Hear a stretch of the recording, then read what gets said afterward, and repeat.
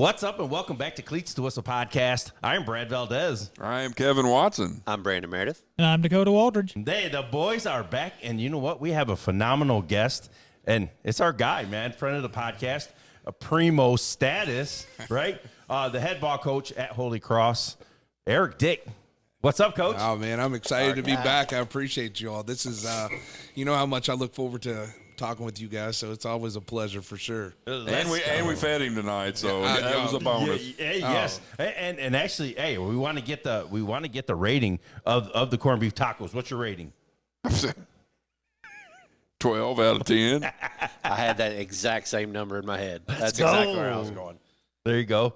Phenomenal. I told Gina a long time ago, if I was single, and I would beat Brad's ass, and just so she could cook for me. She's in there making some more right now, so if you all see me dip off the screen, that's where I'm headed. So yes, man, this is a good time, but this is the open floor for you, Coach. You know what I mean? Hey, just have a good time with it. But we're going to get to the call to action. Make sure you comment, like, and subscribe. But share this episode out. We're trying to spotlight these coaches and their programs, so you get out there, and our community will get out there on a Friday night and support them. But that's what it's about, man. That's what we're here for. And Coach Dick, he's always down to come down here and just kick it with us. Oh, yeah. You guys do a phenomenal job. And like I said, it's a great platform because, you know, it's ways for guys like myself and our team and our community to be able to get ourselves out there because, you know, like we've always talked about before, you know, your news stations, they're always going to get your manuals, mails, and X's and Trinities, but, you know, sometimes they leave some of us out, you know, like us and, you know, your PRPs, your Valleys, your Westerns, and, you know, some of those schools that, you know, get overlooked a lot. So, I mean, guys like yourself and this crew, I mean, you all do a phenomenal job making sure that everyone gets equal time, so I cannot thank you all enough. Let's go, baby. Hey, that's what it's about, right? Dakota, hey, you know, we got to have you like a certain segment on here so you can get some questions in, man. Oh, I'll get my questions. Don't worry. I find my place. I'm like a running back reading zone. I'm just waiting for the cutback, and then pop, I'm right there, and I got my question. That's all I'm doing. Let's go. Oh, look at Dakota. He's on it tonight. Let's go. He's a fire little fart. I've been called worse. I was going to say something else, but I stuck with fart. Okay, hey, we got some housekeeping that we need to do, and that is about the WhatsApp. Okay, we're kind of new to this, you know what I mean? We in the group chat, we're like, hey, we're dinosaurs with this stuff, and we need to lean on Dakota a little bit more with that, man. But we do have a WhatsApp, and you can go find us on WhatsApp and go look for the group, the Pack. Okay, and then add you to that, and then you can chat with all the crew, man. So basically, you become the Pack with us. Hopefully, we'll get that figured out. I'm scared to death of this. We need a screener, I can tell you. Hey, but we got to have something so we can interact with them. You know what I mean? That's true. We'll see how it goes. It's a platform, man. We're trying to build. Todd Delcor, keep it under an R rating, buddy. I don't want to hear your dirty jokes and everything on our WhatsApp. Todd's out of the hospital. Shout out to Todd. Yeah. Todd's out of the hospital and home, so get better, my friend. Yes. Yeah. Get healthy, man. But yeah, and happy belated birthday too, as well. What's he, 70 now? But yeah, man. We're just gonna get into this episode, and you know what, Coach? Like I said, this is the open floor. Do you have any like fundraisers coming up, or in the future that you know our community can get behind? You know, our biggest one that we're going to be doing is July the 19th at Iroquois Golf Course. It's our football golf scramble. So it is a phenomenal time. We'll have more information on that as we get closer to it because our President's Scramble, of course, is up first here in May. So we follow up in July, and like I said, it's a phenomenal time. It, you know, from alumni to, you know, former players that I had. So it's a great time, and it's a great way for us to be able to take care of our financial needs and stuff for the season. So July 19th, Iroquois Golf Course, we'll have stuff that is posted, and then I'll make sure you guys get it as well so y'all can help us out as well. So, hey, when you drive by the graveyard, pick a couple of his balls up when you go through there. I'm scared. I probably have to pick up about all of mine. If they're not there, they're going to be in the parking lot. I was about to say, I know you're a golfer. Yeah, I know you're a golfer as well. maybe get us a little Cleats to Whistle team out there. We're gonna have to represent a little bit in there, Coach. Let's go. Yeah, no, I'm all about that. That would be awesome. Try to get some interviews going while we're in the woods. I wouldn't mind setting up on a par 3 or something and just talking to everybody. Well, we got through. y'all should set up on. We got a fireball hole where if you take a shot of fireball, you can move up to the ladies' tees and tee off there. So. Sure, that's always quite the happening at that hole. So let's get up there. Are you kidding? We're there. We are there. Let's get up there at that ladies' tee, and we'll just heckle the heck out of everybody. If they do come up, we heckle them, and if they don't, we interview them. Yeah, there you go. If they come up there, we just we're not talking to you. You moved up to the ladies' tee. I love it, man. So yeah, hey, make sure you guys stay. Hey, locked put in. that on the calendar. The 19th. July 19th. 19th, yeah, July 19th. Ooh, that's gonna be a great time right there. Knowing all the people that'll be at that one. Oh, Right after dead period, that'd be a good time. that's going to be must-see TV. Some of the guys are playing that thing. Trust me, there is no beer that'll be safe that day. I can promise you that. Let's go. It's a great time. It's a great time. Great food. I mean, just it's a great atmosphere. It's awesome. It's awesome to see all those guys that come back and still support the program. I can't ever thank them enough for what they do. And so it definitely comes out. Especially in times like that for sure. Yeah, that's definitely something I've noted. Like when we scrimmaged last year, you see dudes in their 70s wearing their HC hats and walking around like BD hats if they're in their 70s. Well, yeah, that too. But that's just something that I've always kind of paid attention to. Like, what a phenomenal problem to have. So much. Oh yeah, I mean it's cool. Like I'm sitting here wearing my Bishop David football. It's because of those guys that we're here and we're still we're where we're at today. It's because those are the guys that laid the groundwork, and so to be able to pay our respects and show those guys a love because it's because of them is the reason why we're here today. So.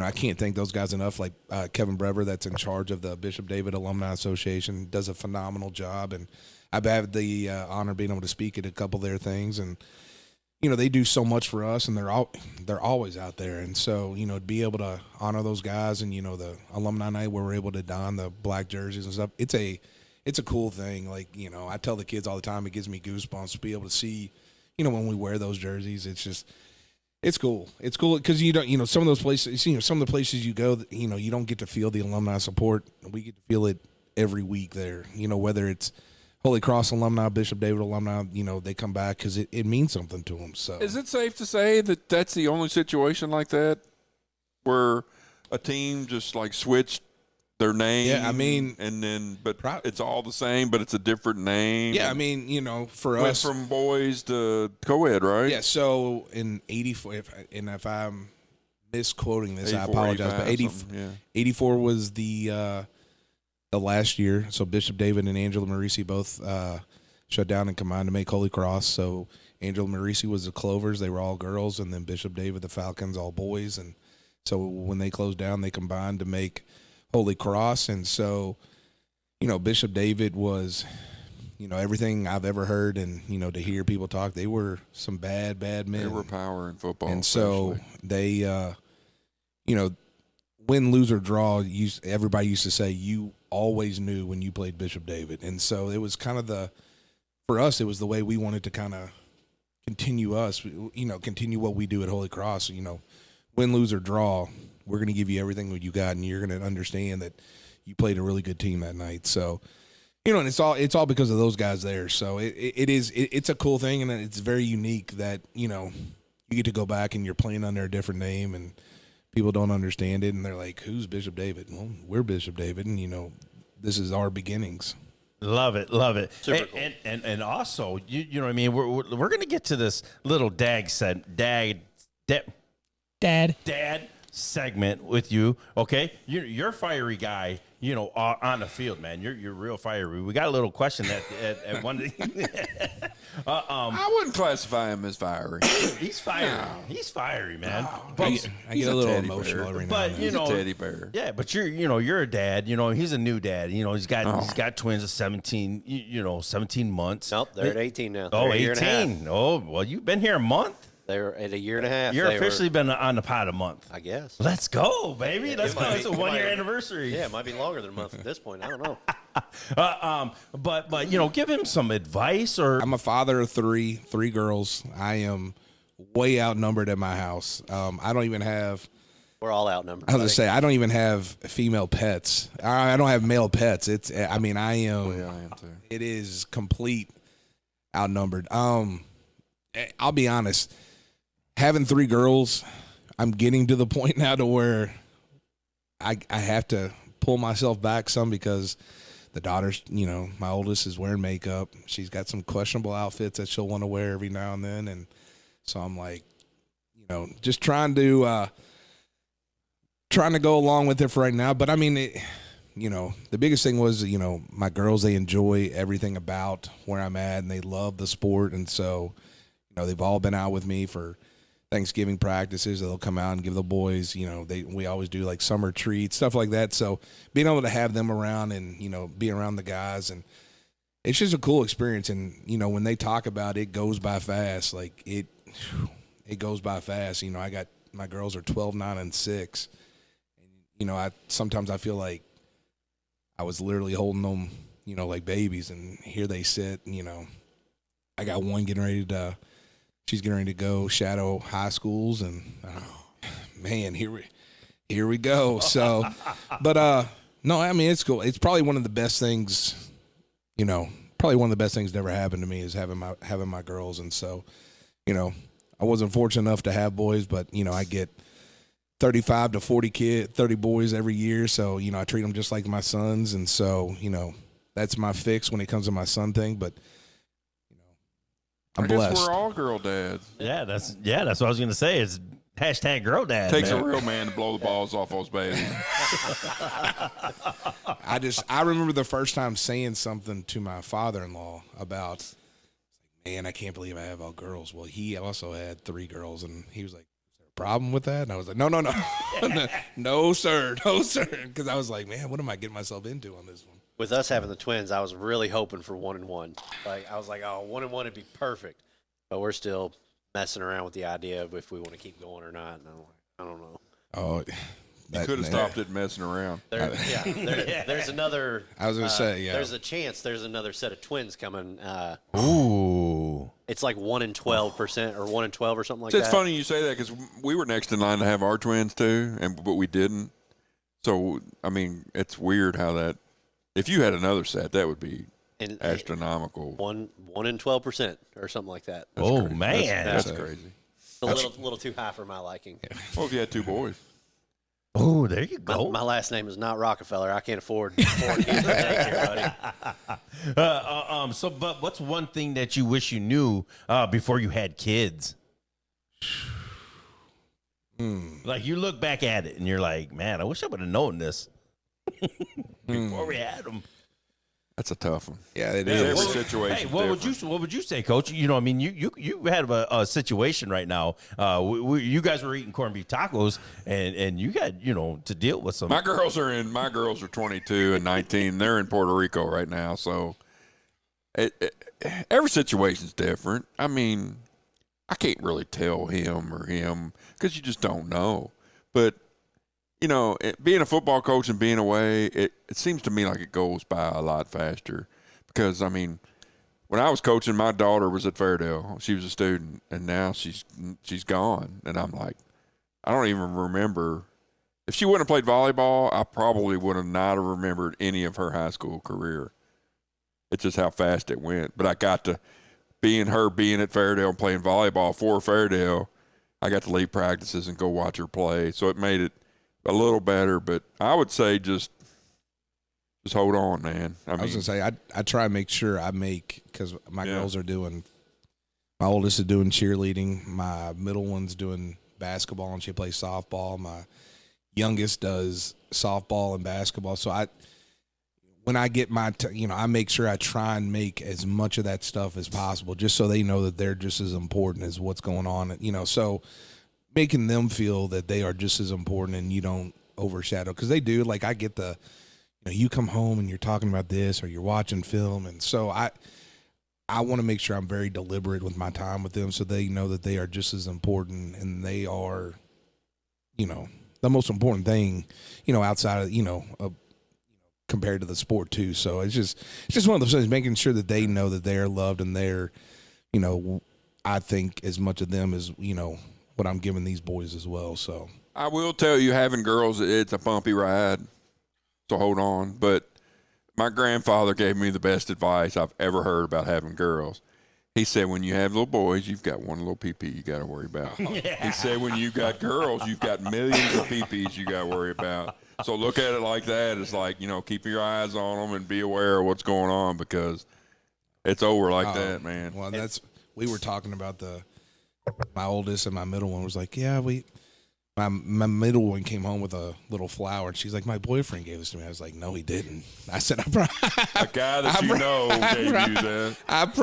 I promise he didn't. I said, we're not doing that right now. And so then, How of course, old is she? 9. Oh, yeah. So I tell my wife all the time. I was like, she's like, because she asked, how long do you see yourself doing this? I was like, well, we got 3 girls. I was like, I'll probably put a cot in my office and we'll ride this thing out till everyone's 18, and then from there, then we'll see what. We'll figure it out. She's like, yeah, you think you're going to skip out? And I was like, absolutely. I want to touch on that. Do you ever envision a scenario where you're not at Holy Cross? Honestly, no. You get to places, and I've been around for 23, 24 years, 8 years now at Holy Cross. And so to be there and think about what it was like at other places. You've been to the other side. Yeah. And I mean, I think about it a lot, because I'll have guys that come up and ask about, starting at, first time being head coaches. And, it's not always at the most glamorous of places. And so when I started at Moore, I gave everything to that job. And, I missed out on. Didn't get a lot in return. Let's put it that way. Not the way it all shook out. Yeah. But I missed, the first year of my daughter's life because I gave everything to that job. I worked countless hours picking kids up for practice, taking kids home. The list goes on and on. But I loved it. I loved that place. It's a totally different situation. But it is. It's a whole different situation. In every place has its own different situations. But the support from the school, the faculty, the staff, the administration at Holy Cross, the coaches, the kids. I can't see myself ever leaving. I don't know if there's even a dream scenario. I feel like I'm living the dream. I feel like I'm in the dream scenario right now. So for me, it's just, I always told everybody, I told my wife, because my wife, it's probably the first place I've been where my wife and my kids love everything about that place. They love Ken Fouché. Who doesn't love Ken? He's a good one. And so my kids idolize the heck out of him. Of course, he does a ton for them, letting them ride in the golf cart and, all the fun stuff. And so for me, I've never really envisioned being anywhere else. So it's one of those things I feel like, I told everybody, once this ride bumps me and it's the end, then I think for me, I would be content because I was able to right what I felt like were some wrongs in my coaching career and, kind of see things through. And so when it's my time, then, I feel like I'm good riding off into the sunset with it. So good to hear. I'm a highway guy, so I'm glad to hear it. Listen, hashtag highway guys. You know what I mean? Hey, we were out there supporting you, and I want to say thank you for allowing us to come out there, man, and get to know you and your staff. If you haven't watched all the vlogs and everything, we'll put them. We'll link everything in so you can actually, you lost some pieces that were on the pod last year. You know what I mean? But you guys, we can start talking about your team this year, and I'm just gonna mention 2 guys, and they're tough, tougher than $2 steaks. Hashtag Watson's quote, man. I had a guy ask me, "Have you ever had a $2 steak?" I said, "Yeah, I have. On the highway, I've had a couple." I think somebody bought me one from the Dollar General store once too, and they always. Was it gray? It wasn't gray when you started, was it? No, those are the ones you got to watch out for. It wasn't a normal color, I'll tell you that much. So it wasn't even beef. You have Hoover. That kid is a phenomenal person, man. It just the athlete. It's crazy. He's so tough. And then you got Pennebaker, man. Right. Man, talk about them too. I want to really talk about your seniors class too. Right. But talk about them guys that are coming back. Well, Jarek, and I'm sitting here watching this game over the chopper's shoulder. I mean, he is, for a first year guy. I mean, he came in, and I mean, for me, did phenomenal. I mean, he is his own worst critic. But studies the game, and the position means a lot to him, and you can tell just by the way he conducts himself, whether it's in the locker room, from practices to everything. Like, that position means something to him. And so he's always trying to better himself, and he's never okay. And I mean, for his first year, I mean, the kid did phenomenal. Almost ran for 1,000, threw for, man, I have to remember, maybe. I'm looking up the stats for you. I want to say like 1,500, 1,600. I was impressed because, we scrimmaged. 18. 18, yeah. So, I mean, what was his touchdowns? He had 16 touchdowns, only 3 interceptions. He was averaging 150 yards through the air each and every single game. Yeah, so I mean, for a sophomore first-year starter, did absolutely phenomenal.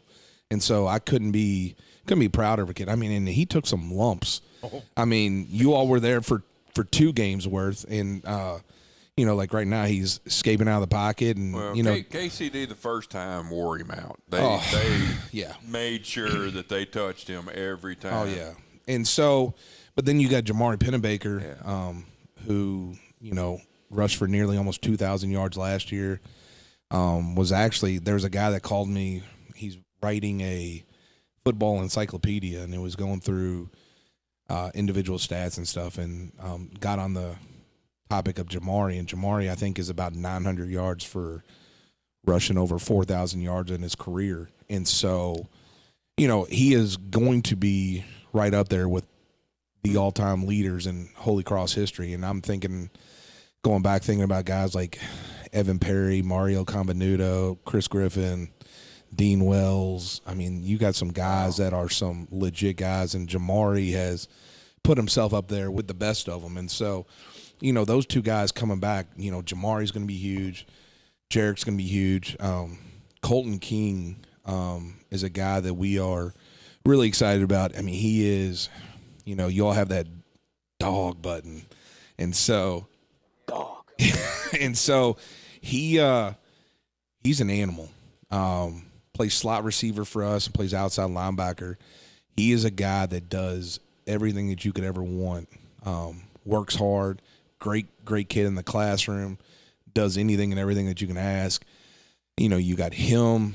He's great. Guys up front are really starting to come together. Owen Hutchinson, Trevor Billfield, Jake Bryan, and Jackson Render. So, and our big spot that we're gonna have to fill is Jackson's brother Cooper, who graduates. So, then outside you got Chris Rumbaugh coming back this year, and we got some good pieces, and we got some up and coming freshmen. Jaden Smith was one, especially out there at the receiver side. So we got some guys that are coming back.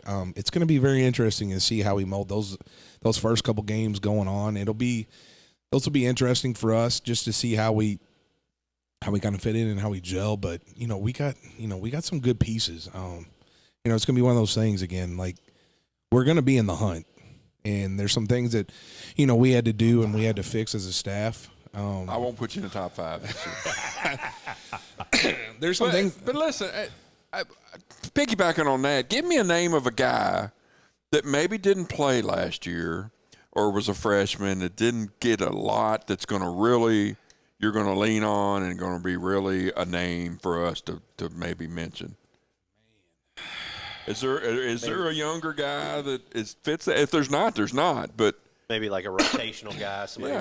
There may be a special teamer last year that's going to step up this year and have to play. And he helped us a lot last year. And I was sitting here looking at guys, and Malachi Watkins is one guy that he really came on last year.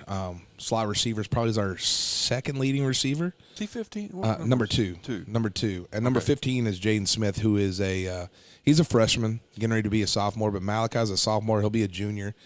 He took a monster leap. Went from just kind of spot playing last year, or his freshman year. That's what I want to hear. And then his sophomore year, really made that leap. And I mean, just high motor guy, offensively and then defensively. He played our safety position, was high up there on tackles as well. Yeah. I mean, he's a great team player. That's the thing, is that we need to, our biggest thing that we're concentrating on in the offseason is we've had some really good players as a group. We have not meshed well. And I think that's, that lays back as much on me as it does on anybody. So just trying to get the team. Why do you think that is, though? I just, unfortunately, these kids are growing up in a day and age where it's all about the individual stats, and it's about, doing this and NIL money. And there's, they're not stupid. They see all this stuff, and, to get a kid to buy into the team concept of it, I mean, I'm not going to say is difficult, but, for some kids, they're like, I want to make sure I get mine. Well, I mean, that's not the way this is going. I can't worry about yours when it's got to be us. And so just putting a big emphasis on the team aspect, because if we can grow together, everything else will take care of itself. Yes. I mean, but when you start, you start having those cracks and the kinks in the armor, it starts to rear its head. And so, it's just been one of those things. 6-6 it hasn't settled well with me, and it's just one of those things that we're making strides in this off season to really trying to correct some things to not be 6-6. And so, and that there's a lot of things from the teamwork aspect to how we push ourselves in the weight room, and just the little things that end up being big things in the end. I love that. That's so I was kind of thinking, like, I wanted to talk about our scrimmage last year. Your O-line impressed me so much last year, as well as, like, your quarterback being young, and that was, like, the first varsity experience he had. And our defense wasn't no slouch last year. God, no. I've heard from some of the Render family, extended family or whatever, that, even Big Trav was complimentary to both of the Render boys after the game. And, I loved it. I thought it was a phenomenal scrimmage. Yeah, I mean, and for those guys up front, that was, I'm not going to say a ragtag group, but, they were pieced together because we were replacing almost everything. And so we lost 4 starters the year before. And so trying to piece guys together and, to get our first 2 scrimmages were U-All and North Oldham, and neither one of them were slouches on defense whatsoever. So, but I also knew that I needed to get these guys tested, because when we were getting into district play and stuff, nobody was going to hold back then. So, Yeah, exactly. You know what coming into last year, I thought that was your weakness, your offensive line, your question mark. I won't say weakness, but right. But I think at the end of the year, I think that was your best group. Well, I mean, No doubt about it. Yeah, I think that was your best. Now, you take Penbreaker and all them and throw them out, because he's obviously your best athlete on the field. But I thought that group went from here to here. Like you said, once district play hit, those guys were clicking, man. We were impressed when we were out there watching. We were like, number one, they're big. Number two, they didn't make mistakes. They didn't get stupid holding penalties. They didn't get, they didn't jump off sides. They were just a solid group. Yeah. Well, You didn't have a stud. You didn't have 2 studs. You had 5 dudes that worked well together. Because of the playoff game, Yeah. and the conditions that you guys were playing in, Yeah. that field was horrible. Oh yeah, I mean, like, and Their look where communication was really good, too. It was on. Yeah. Yeah, and that's a testament to Coach Cerati, who takes care of that group. Him and Nick Myman, they, the kids, especially the old linemen, they live for Mondays, because Coach Cerati, I mean, he's old school, and he grades them out on paper, and they see pluses and minuses, and then he gives them percentages, and he corrects everything. Like, he is to the point with them. So, it was just it was a growing process the entire year, and we even made that same comment that we started off here, and every game we took steps in the right direction. I mean, we weren't perfect at the end, but we were definitely good enough to where we were competing and doing what we needed to Absolutely. in every game. So Even that last game that you lost, I thought they were the best group on the field the whole I agree. night. I mean, we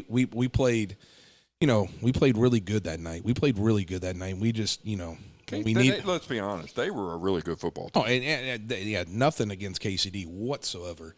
They came out, and I think we were pretty much in the same boat. They had a lot of question marks going into last year, and as did we. And so, we definitely came out and, that playoff game was a good one. It was a good one for sure. So, I mean, it was just, just making those guys, and that's what you want. You want to get better every week. If you're staying stagnant and you're not making any progress, that's a problem. But those guys, they took the steps every week. So, but they're a tight group, and it's the same way going in. Like those guys, they're tight. They hang out together.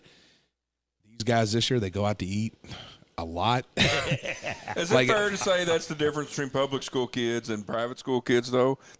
Private school kids are together all from kindergarten to 12, a lot of them. So they're friends. They hang out together. They listen to the same music. They eat together. Yeah. Well, I mean, especially a lot of these kids, a lot of our kids in general are all coming. They're Notre Dame, or they're St. Paul, they're St. Andrew. Yeah. They're South End kids. So they, it's crazy, like, playing PRP or playing DeSales or playing Western or playing Doss, like they know kids from this area whether they go. So they always have that connection. So yeah, I mean, they're definitely closer. And I think for our kids especially, they definitely, they're into that team style atmosphere and the family style. Especially some of the groups are just tighter than others, and the O-line especially, they are super tight. So it helps when you got two brothers on. That's right. That's right. And Cooper was good. He was impressive. Well, and Cooper made monster jumps every year. Absolutely. When Jackson and Cooper were like working a double team, you could just tell, that chemistry that. Well, we said the first KCD game was like, man, this group's good. The second KCD game, we said, this group's great. Yeah, this is a great group of kids that, like I said, they were a machine. They functioned. It wasn't just a couple good dudes. They were all five. Like they moved together. They all put their hand on the ground together. I mean, it was fun to watch. Oh yeah, 100%. By the end of the year, we were really clicking. This guy over here, he's our run guy. He's the county guy. He loves that. You got any questions right now? No, I was going to say, especially being at Holy Cross, a 1A school, which we know around this area, there's not a lot of 1A schools. We were talking about it a little bit earlier. There was hardly any. What is it like? Because to be honest, I didn't even know about Bishop David till I had to look it up, and it was 1984 when they made the switch and everything. All right, good. Then I'm 100% on my stats. They're going to ask you to speak again. Yeah. Hey, we're gonna have you got a trivia night. You're good. We got a fact checker right here. I was going to say, and when you're talking about yards, Pennerbaker's only 936 yards away from 4,000 in his career. Yes, and that's what that guy said. Yeah, I mean, which is nuts in this day and age, and he didn't really play his freshman year, sparingly. Sophomore year, and he'll tell you, was not his best. But, I mean, I think he rushed for almost 1,000. I was going to say, freshman year, he ran for 329 yards. Sophomore year, 1,279. Last year, 1,456. Yeah, in that 1,200, he was ineligible for a couple games because of academics. And so – I mean, and we talk about that a lot. I'm like, man, like you did good. Think about how you would have really done if you would have played every game as opposed to these games. And I mean, that it's part of the maturing process for these kids, trying to understand that there's the student that becomes, it comes before the athlete part. So it's the academic rigors of a private school are a lot different than a public school. But I mean, it sets these kids up. Yeah. These kids, Holy Cross has so many great things from their, from the academic portion to their internship program that they offer that, these kids get an interest survey and, they try and match them up with jobs and stuff that they go out to. Our juniors go out on Tuesday and seniors go out on Thursday, and they're able to experience the workforce. And, for a lot of my kids that, they don't go to college, some of these kids are walking right into great paying jobs. And so, it's one of the great advantages of being at a place like Holy Cross because, holistically they're taking care of their students. So it's just, it's a really cool thing. Yes, I was going to say, like, clearly the thing I'm getting from this conversation is, and I guess it even helps being a 1A school, it is like a family. You all are just one big family. It is. In terms of football, we all say we're family all the time, but this feels different because I feel like you can get more relatable and more one-on-one personal contact with the players since you've only got, 30 to 40 maybe each and every single given year. Yeah. So, I mean, like, for me, people talk about knowing their kids. Like, I know my players, and from the best to the worst, like I know you, like, and I know how you operate. Like, I know your good days, your bad days. Like, I make sure that every kid feels, from the best to the worst, that they all feel the same, because, on any given night, I may need every one of them. Yeah. And so it's just one of those things to where I don't have the ability to be like, you stand here, I'm going to work with these guys. Like, it just doesn't work like that. So, making sure that every kid is, that's the thing. You got to pay attention. You got to make sure, because at any given night, I tell them, we could call you in because we could be down injuries. And that's happened a few times. And so, just making sure those kids stay engaged and they're watching. But, yeah, it definitely is. And, I mean, it is a family field, but we need to be a lot tighter in a lot of aspects. So, and it's just one of those things that we just keep working on as a staff. So to make it, to make it better. That's something we definitely had, like in the 6A level, 100, 120 kids. Some on our good years, 120 kids. But yeah, when we go to camp, there were certain like portions of the day where it was just team building, and like that's just such an important thing. So with that team building, my question, you mentioned that you hired a new assistant coach this year. What is your one, like, okay, I know this guy's going to fit thing from your interview portion with somebody? For him, I hate to say it, but it's all about right place, right time. And it was one of those things, literally as a staff, we were talking about doing certain things offensively, mainly certain things offensively, and then certain things like we're trying to incorporate like a leadership council. Well, it just so happens that this guy came in and was talking about, I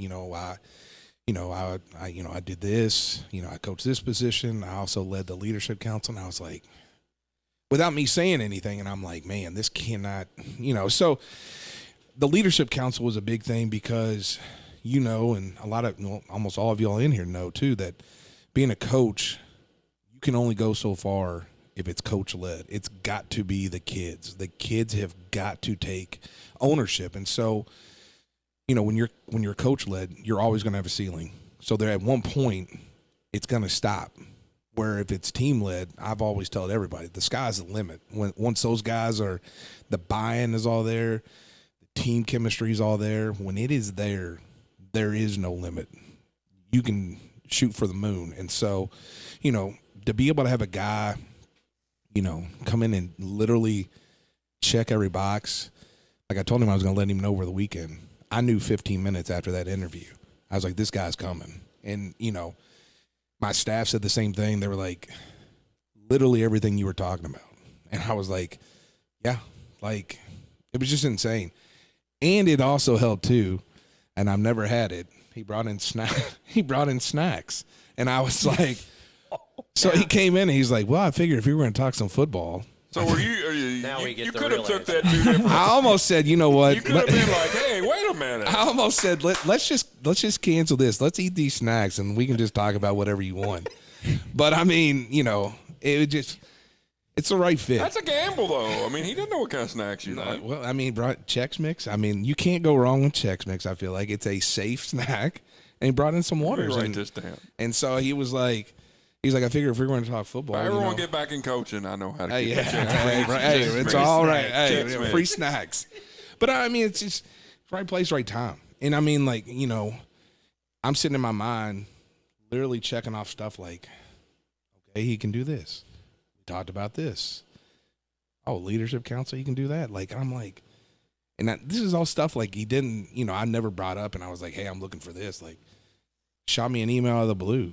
And I, looked at his resume and I was like, can't pass this up. I got to interview this guy and see. So, I mean, it was just, Did you lose anybody, or are you keeping everybody? I lost Vernon Williams, Tank. Yeah. He took the defensive coordinator job at J-Town, which, he said that he felt like he was limited on years and felt like he was getting ready to, he just had a grandbaby and he wanted to spend more time at home. And so We worked together. We were coached together at Moore. So he said, I need to see if I still got it. I'm almost done. And which I get completely. So, but I don't outside of Coach Tank, I bring everybody back. And then the gentleman I was talking about was Levi Ray. So he'll come in and coach our tight ends. Is he one of the Rays? Weren't there some Rays that went to Holy Cross? No, he is a Meade County guy. Okay. Came But there from- were some Rays that Meade went to County Holy guy. Cross. Yes. Yeah, he's a Meade County guy. Yeah, you know he's tough, man. Yeah, so Meade County played, and then ended up. I want to say he started his career again at coaching career in Meade County. Went to Central Hardin, and then went down to a small school in Texas. He said, which was actually smaller than us, which blew me away because I was like, you think of Texas and the mecca of football, like, but he said it was probably smaller than us, Wow. and so came back How is here. that possible? Yeah. The 7-on-7. I was gonna say, is it an 8-man football or something? But came back here and has coached at St. X for the past 8 years, and just a world of knowledge. And like I said, checked every box that we were needing. And so I think it'll end up working out to where, he'll coach our tight ends. But I feel so comfortable with everything that this guy can do. Like I mean, probably by game one, he'll probably end up calling offense and stuff for us. So it'll allow me to kind of step back and be able to see everything Be more of a manager. holistically, as opposed to last year and the years before, except for year one. Like I was calling offense, which I didn't mind, but you got to stay locked. Are you now? Let's be honest. Are you really? You can't bullshit a bullshit. You know damn good and well you're not going to walk away from the offense. Well, here's the thing. Like, will I say like, hey, maybe we should do this, but yeah. I've never been somebody that's been a dictator as a coach. If I hire you, like I want you to. But offense is your baby. And it is, and I think a lot of that came from when I coached with. That shows a lot of trust in this dude. If you're willing to say, babe, Well, I mean, start of the year, this dude's going to be calling the offense. I really feel like and I told him, he had aspirations and wants, and I love being around people that want to better themselves, and so he said, I've done this for so long. He's like, I just really want to see, and you just the philosophies and stuff that he was talking about with us as a staff. I was like, this is a can't miss, and so it's just going to be blending what he's going to bring in with what we do now, and just it's going to be lining up terminology and how we do stuff. But I think he will be a home run hire for us. So Sounds like he's going to be a good one. Yeah, no, I'm definitely excited. Today was his first day in the weight room, and this dude is high energy. Let's go. And That's what you need, man. and the kids That's were what you need. the kids were like, man, this is awesome. And I was like, well, like I told him, I said, I'm doing everything I can on our end to make sure that we are bettering ourselves. You all got to be able to take that step with us. So it's just a process. So I mean, we're excited, and I mean, to answer your question, I think it's just going to be, for him, he just checked all the boxes for us. So in my mind, I had an idea, but when he's sitting there checking stuff, and I'm, it's all by chance. Well, let's be honest. Coming from St. X too, that says a lot too. Yeah, I mean, that's a damn good. Kevin Wallace is a hell of a coach. Oh yeah, no, and I mean, I always do my due diligence on stuff. So I called Coach Wallace, and he said, I've recommended this guy for the Henderson County job and a few other jobs that came open. Had they not been so far away, like, you may not have this opportunity. He's like, that's how highly I think of him. And I was like, I appreciate it. And That goes a long way. oh, and I mean, like every coach said, from Kevin Wallace to Wes Arnold, that used to be out at Fort Knox, to Tim Mattingly, that's out at Bethlehem now, who he played for and coached with. I mean, they're like, he's not going to be outworked. You're probably going to have to tell him, hey, it's time to go. Ooh, let's go. So I mean, it's just stuff like that, and he's just the energy he brought. Like, I got excited, and we're in February, Yeah, and so I'm yeah. like, this is a great fit for us. Yeah, it's a phenomenal episode. Hey, we have the head ball coach here from Holy Cross, Eric Dick. Man, I'm just happy to have you on. We just got a few more questions, man. Hey, this has been a phenomenal episode, man. We say it every time. We could literally sit here and talk for 4 hours. Exactly. But now I said I wanted you to talk about those seniors, man. Aiden Deweese, you got Ruscio, you got Render, you got all those guys. You know what I mean? What was like your final message to them? As they're going on their next chapter.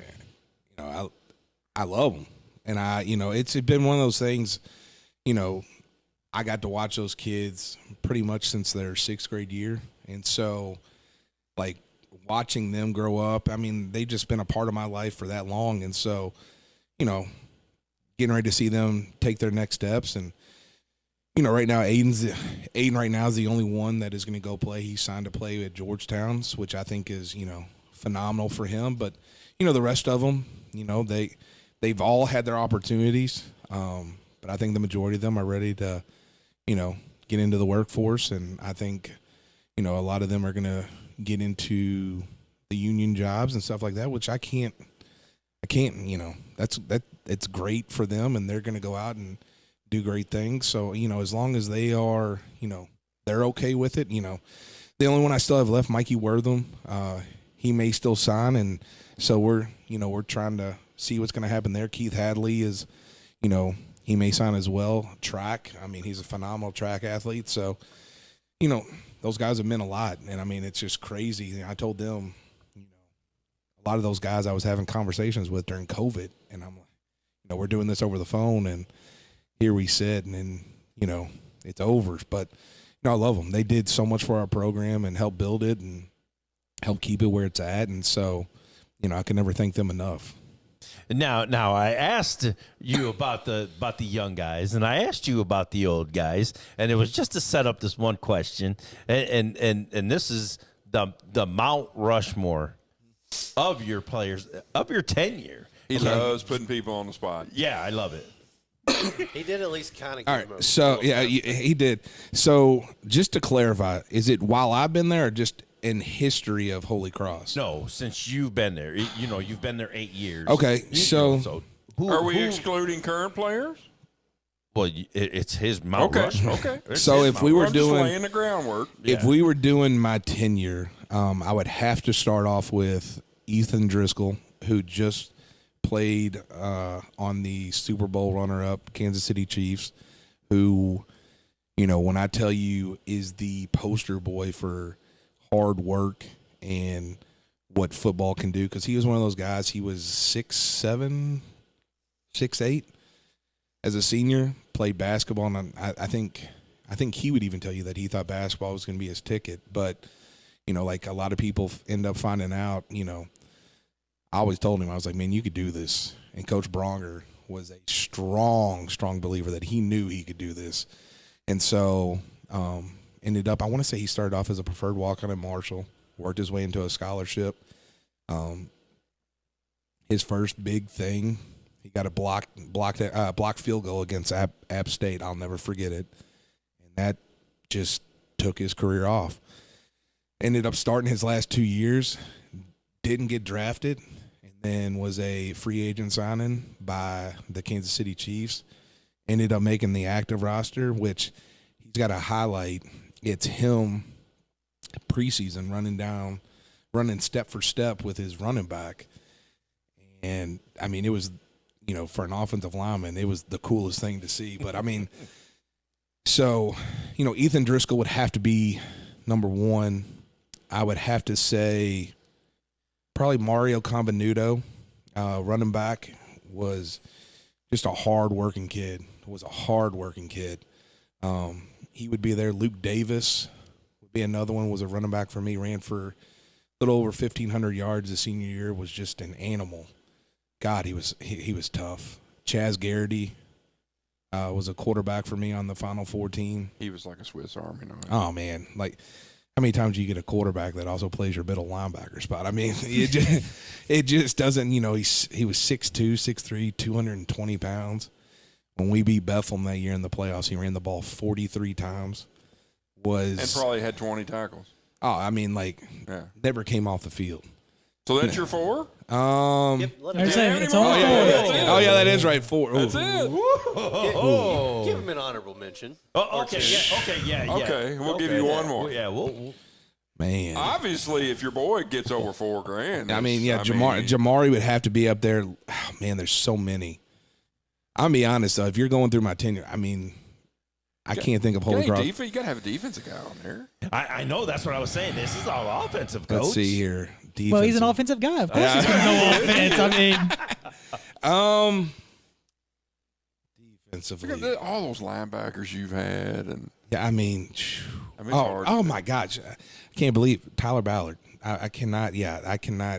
Tyler Ballard would have to be on there. We were talking about him. I reeled that one in. Yeah, I mean, people don't understand. Like when you get questions on, you're like, I can't believe you didn't talk about me.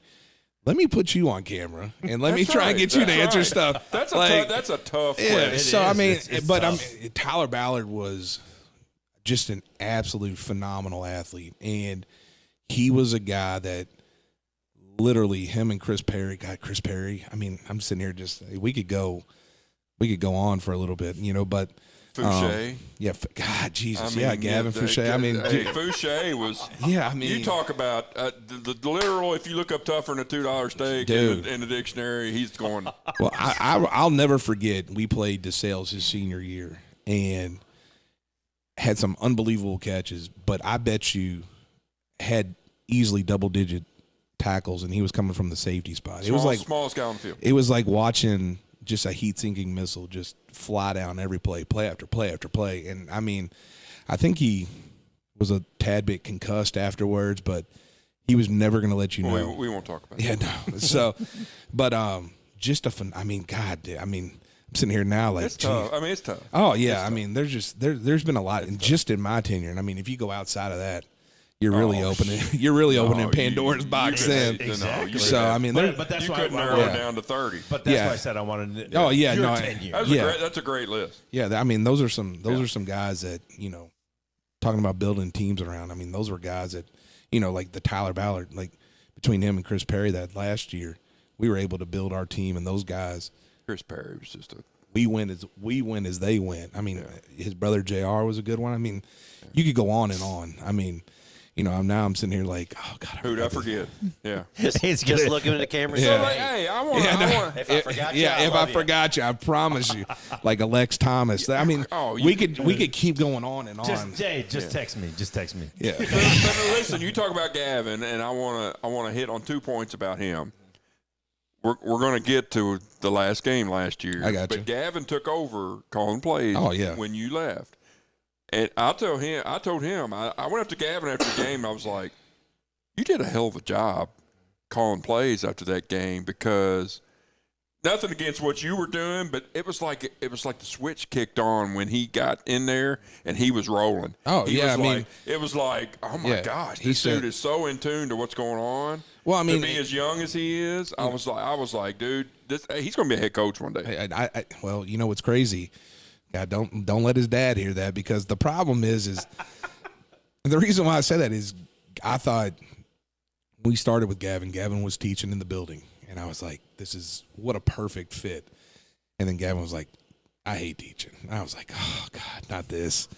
So he ended up, he's going to be a fireman, which I can't knock that. So he's going to go do that. And, so he was doing, but as far as, his dad thought he was going to get into a fight because, I mean, y'all were there. Things got a little testy, but he popped out of the booth. And, Steve Cerati knows it, but Cerati doesn't, he doesn't grasp the passing concept. And Gavin is the guy that, especially for our passing concepts, Gavin had it. And so, for him, y'all didn't miss a beat. No, I mean, Gavin did a phenomenal job. There's not too many coaching staffs that can do that. Well, and I mean, it was one of those things too that I felt completely okay with Gavin doing. I think Gavin knew that too. And so I didn't get a lot of time to even say anything to my staff as I was making my exit at the KCD game. But, he stepped right up and did a phenomenal job, and he had us there, in the end as well. So,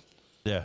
I've always loved that dude. He's always been one of my. That ball was right there, and he just outreached it. And it was wide. It was wide open. Gavin's always been one of my favorite players. No, regardless of the school. Oh, man. Gavin's just to watch him play was just. I mean, he was. I mean, Gavin gave you everything. As a player, he gave you everything he got. Had to though, because he was the smallest guy on the field, so he had to give you everything he had. I mean, that was the thing is that and it was a shame because nobody wanted to take a shot on him because he was so small. Right. And so I told everybody I knew, dude, you're missing out on this dude. When Lindsey came, I was like, he is a can't miss. I promise you, he is a can't miss.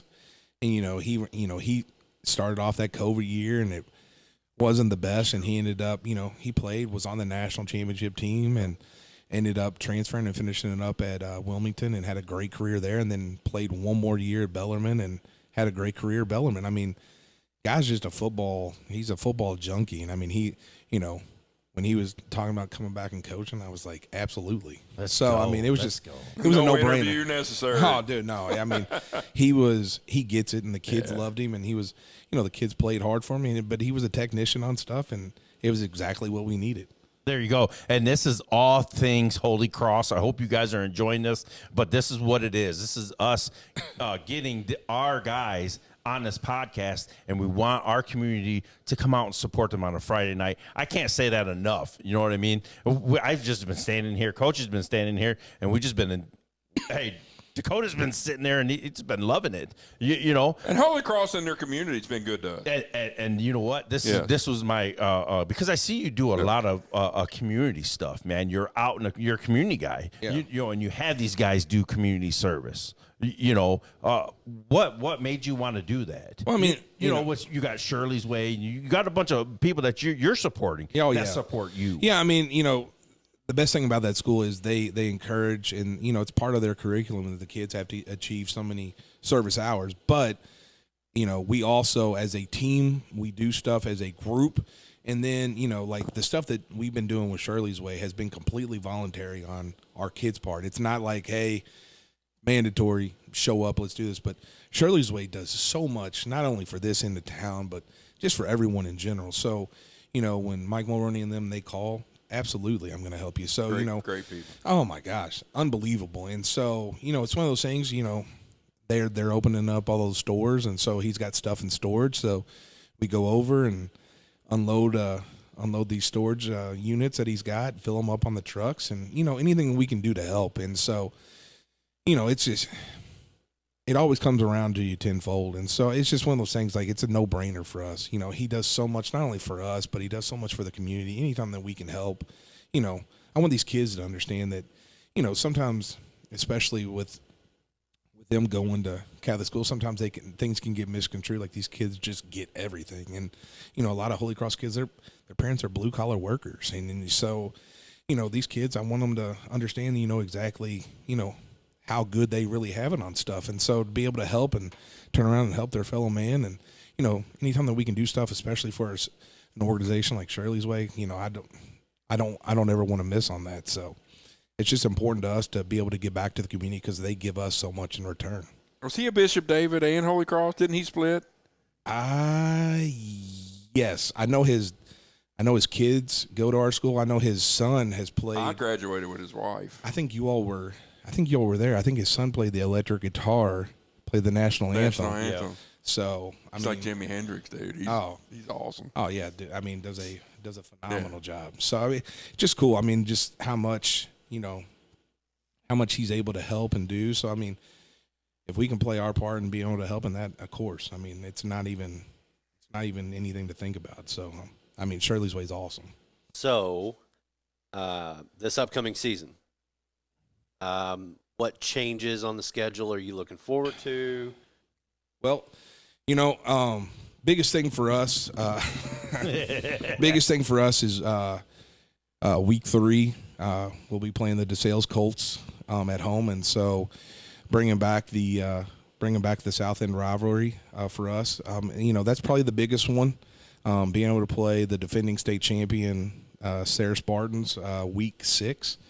We'll play them at home. So, but our schedule's tough from top to bottom. Opening up against Du Bois. I mean, we're playing 2 state champions. Well, week 2 we'll play the defending Indiana 1A state champions in Providence. Turn around, play a tough DeSales, and then J-Town, Bullitt Central, Sayre, and then of course our district, which is If it's not the hardest, it's one of the hardest in 1A. I would, if it's not number 1, it's got to be 1A. Definitely or got 1B. the most travel. Oh, I mean, yeah. So I mean, so our district, and then we end the year against Butler. So I mean, we're always going to be playing up. Being 1A, we're always playing up. Can't play down. No, we are at the 1. So, and we were talking earlier about where we could go. I mean, I'm still traveling a little bit even to play another 1A school. So, and we travel enough when we get into district play. So, trying to stay as local as possible with, the rest of them. So it'd be, some really good opportunities if everything goes right.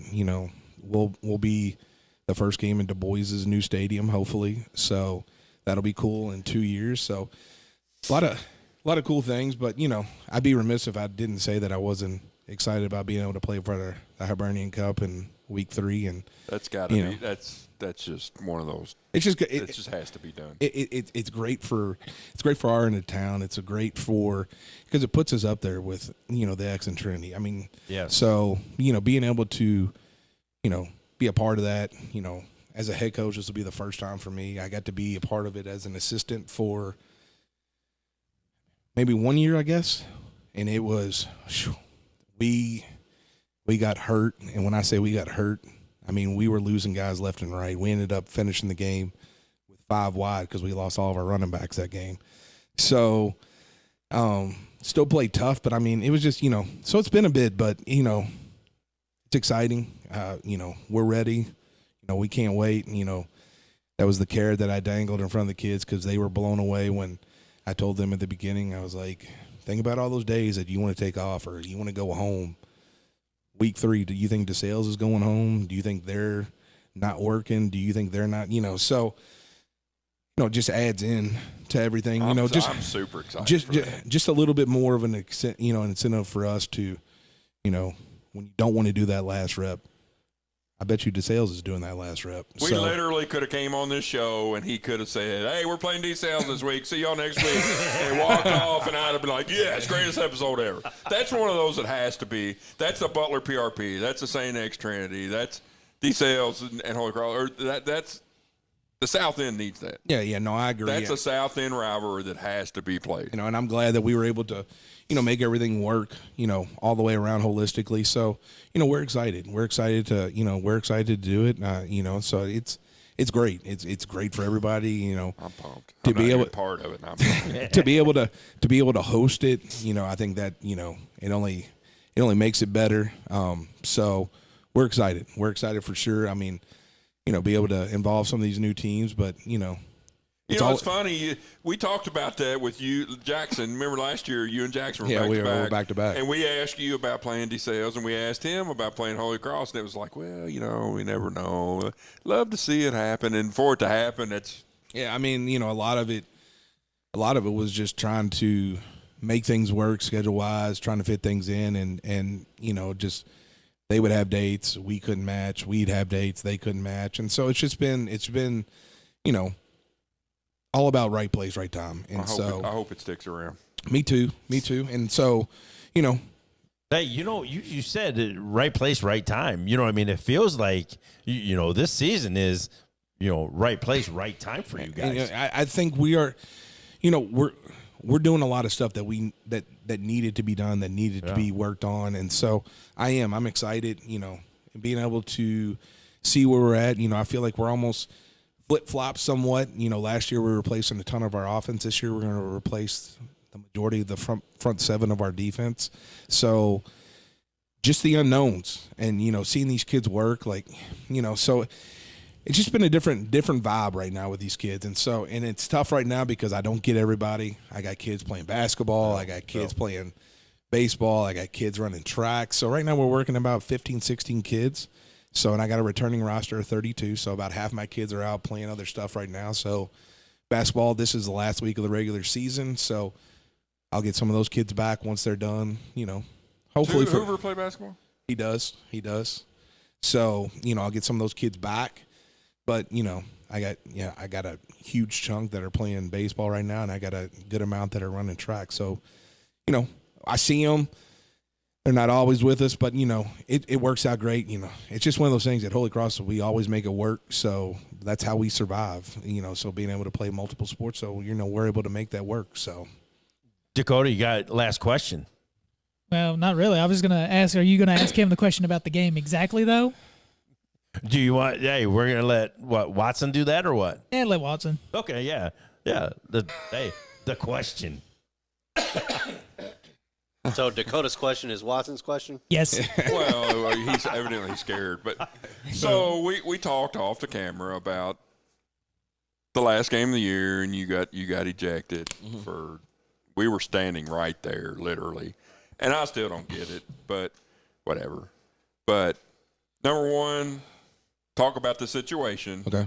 And number two, going forward, what does it mean for Okay. you personally and as a coach for next season, the start of next season? So pretty much in a nutshell, it was just, I guess, from places where I was standing, during play calls and so on and so forth. That's how it started, which was nothing different than I had done in the first half, which, I can't knock the officiating because it's just one of those things. There's not a lot of people doing it. And so it's tough to really be critical on stuff. But, the biggest thing is just having there be cohesion. So whatever happens here should happen again, on the second go around once they, either they switch or whether they come back and they somehow stay on the same side, which was the case for some of those guys. So, I mean, it just, just being able to be cohesive on that stuff, and things changed and I hadn't changed anything. So trying to get clarifications on stuff, they didn't like the way I was approaching it, which, you all were there. I mean, you all were right there. I didn't cuss them out. I didn't belittle. Well, and I said before, I've never heard Eric Dick say a cuss word ever.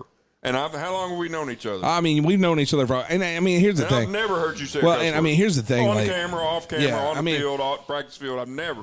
There's always a right place and a right time, I guess, per se. Like, I'm never, and I will put my hand on, I will never cuss a kid. Like, you, blah, blah, blah, blah, blah, blah, blah. Like, I'm never going to do that.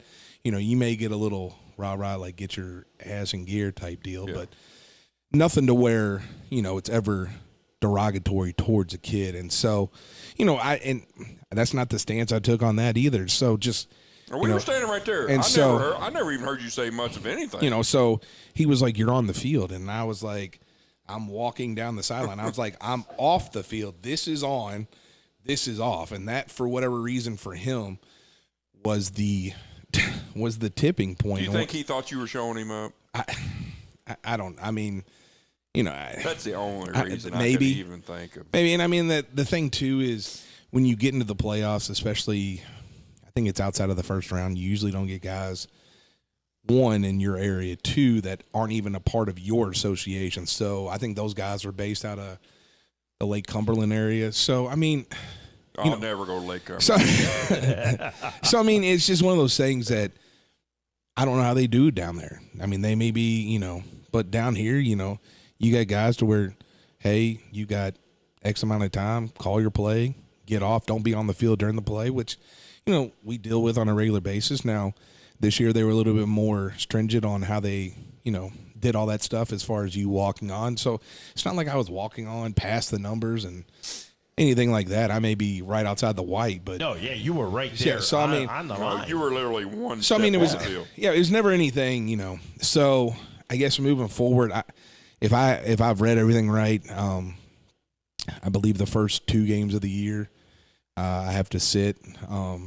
So that's going to be weird because I don't know what that looks like, where I can actually be, if I can. Hey, the alumni room's got a nice view up there. Yeah. Well, what's funny is I was like, well, that's not a big deal. I could, you used to be able to, before they built the new home side, you could see from the 3rd floor, you could see right out onto the field.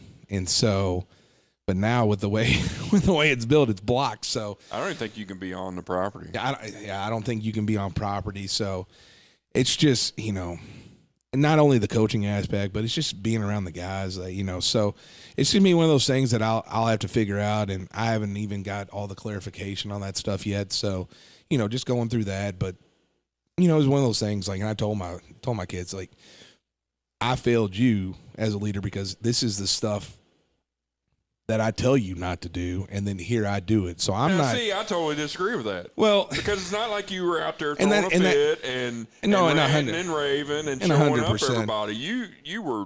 It was like you were like just standing there. I mean, you could have been like but you. Yeah, I mean, You didn't earn the ejection. Yeah, no, I mean, trust me, if I would have earned it, like I could have. Oh yeah. I would have been like, you know what? Yeah. I did this. But I mean, to my kids, that was the thing that we battled because they're like, oh, the ref's doing this. And I'm like, you can't worry about that. I mean, any coach will tell you that. There's not going to be, you're not going to get great officials. You're going to get guys that are first-year guys that are still learning. So, I mean, it's just a part of the game. You got to be able to play. And, then I get it's tough on you because your whole coaching career, you're teaching your kids. Oh yeah, no, don't complain about the referee. Yeah, and then then I am. I'm like, Yeah. I just did it. And I'm like, I told him I was like, I failed you in that aspect. And, I'll be honest, I don't think your kids thought anything of it.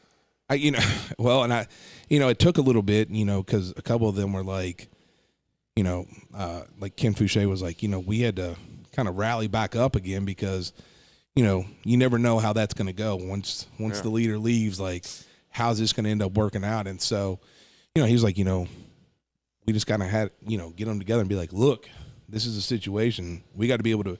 We got a lot of football left. We got to be able to build. And I mean, they did. I mean, they went right down the field. Yeah, you all were there. I mean, we went down, scored, and then all it took was one stop for us, and we just could not get that stop. And Right. so, Right.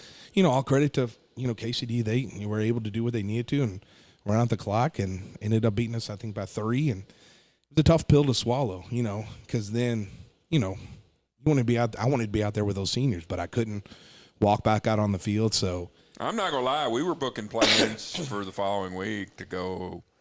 I don't remember where y'all were going, but it was a hike.